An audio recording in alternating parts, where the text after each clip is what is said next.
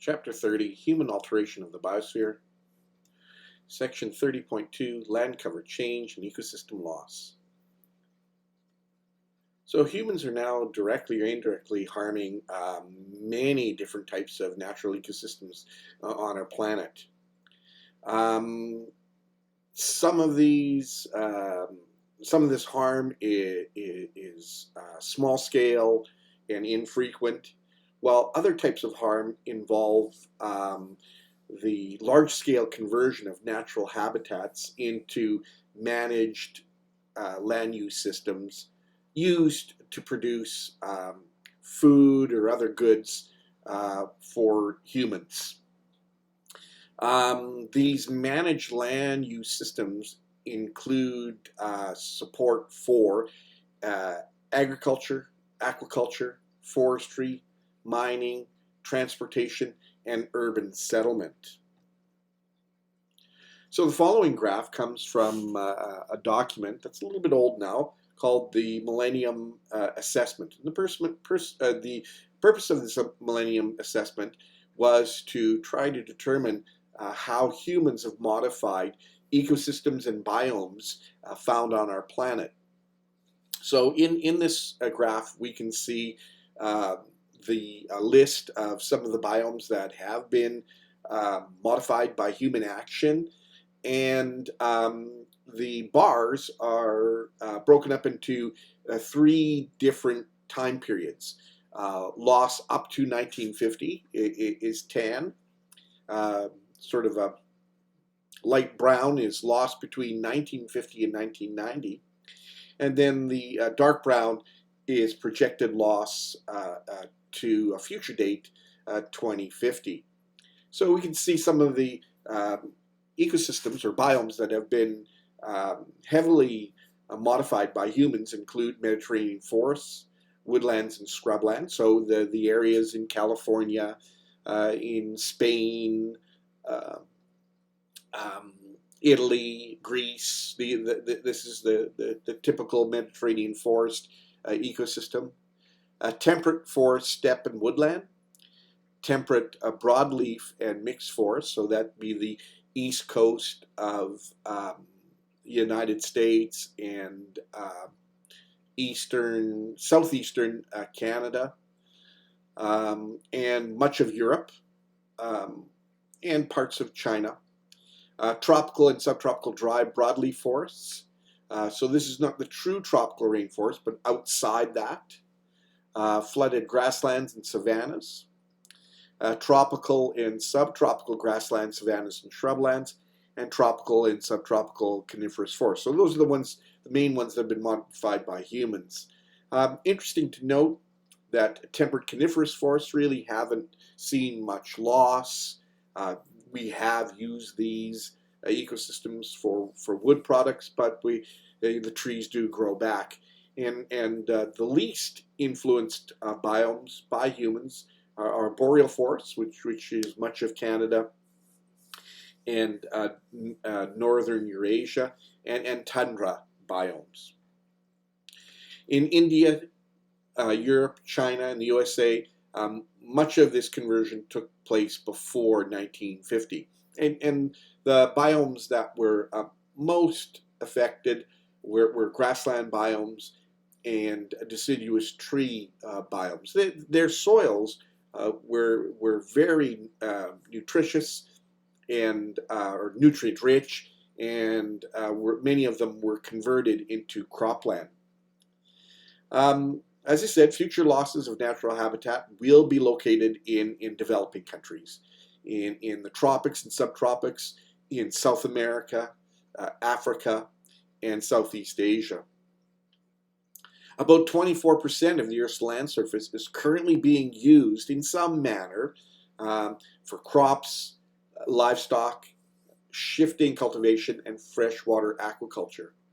We have covered approximately 2.4% of the Earth's land surface with some type of urban settlement. While that number 2.4% sounds small, that's huge when you think that we're not including in this the boreal forest or the tundra or much of the deserts. A lot of land has been consumed by humans just for us to live in. Okay, let's talk more about forest ecosystems. About 47% or 6.2 billion hectares of the Earth's surface is forest. And that can range from a boreal forest to deciduous forests in the mid latitudes, temperate coniferous forest, subtropical and tropical forest. Over the last 300 years, 2.5 billion hectares have been lost mainly through conversion to cropland. So a considerable amount of the original forest was converted to grow crops. There has been some recovery, and that has taken place in the USA, China, Japan, Canada, and Europe. So this map shows forest systems, areas where canopy cover of forest is about 40%, and the trees are taller than 5 meters. So we can see much of northern Canada, coastal areas of the United States, parts of Mexico, much of Central America, much of Brazil, much of Central Africa, much of Indonesia, coastal areas of Australia, and the forests that stretch from Spain all the way to the other side of Eurasia to Japan. Now this map shows the areas that are now under cultivation, with at least 30% of the surface being covered with crops. That's huge. Take a look at India, look at China, the subtropical areas of Africa, South Africa. Look how much has been consumed, or how much cultivated land exists from Spain to Russia, and much of the prairies of North America, and once broadleaf forests, deciduous forests of southeastern North America. Now this map shows several different things: areas of net loss of forest, current forest cover, and areas where forest is once again returning. So we can see that the net loss is primarily occurring in the tropics and subtropics. There is also a lot occurring in Russia. Southeast Asia is a hot spot, areas of Brazil, Central America, and so on. Current rates of tropical forest loss is about 10 million hectares per year. This will continue probably for several decades because of population growth. Wood is an important product that we use in our lives. The main drivers of this loss of forests is more than just wood, though. It's commercial agriculture, livestock ranching, fuel wood, and the timber trade. Forest ecosystems provide some very important ecosystem services and are important in human well-being. And this graph describes some of these important services that forests provide in terms of human well-being. For example, climate regulation. There's spiritual importance to forest. Forests are used for recreation. They protect soils. They produce wood and fuel wood, and so on. So another ecosystem or biome that has been drastically altered by humans are grasslands and rangeland areas. So a rangeland is just a drier type of grassland. In grasslands, much of the loss was for crops. So if you've ever traveled across the prairies of Canada, it's very hard to see natural grassland after you leave Alberta.